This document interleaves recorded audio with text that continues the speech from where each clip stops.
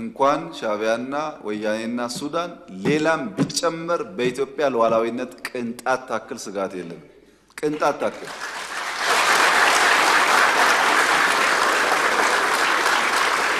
ያን ለመከላከል የሚያስችል ብቃት እየገነባን ያለነው ጊዜው ሲደርስ እንዳስፈላጊነቱ እንገልጻለን። እኛ ስጋት የለብንም።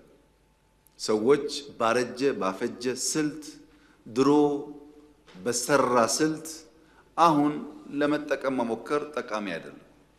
ምክንያቱም ያኔ ስልቱ የሰራው በሸበጥ ጮፈሬ የላስቲክ ጫማ መሄድ የፈለገ መቅመል የፈለገ መራብ የፈለገ ቢገባውም ባይገባውም ወስቶ የተከተለ ኃይል ነበረ።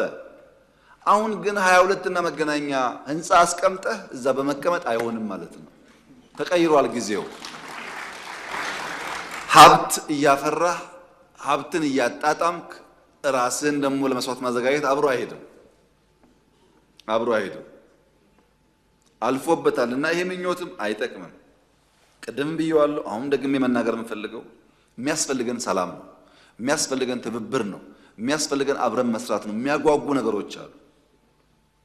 ትግራይ ጦርነት እንዲፈጠር ሰፊ ፍላጎት አለ። እምቢ ያልንበት ምክንያት ትርፍ የለውም ብለን አሁንም ለሰላም በራችን ክፍት ነው፣ ለንግግር በራችን ክፍት ነው።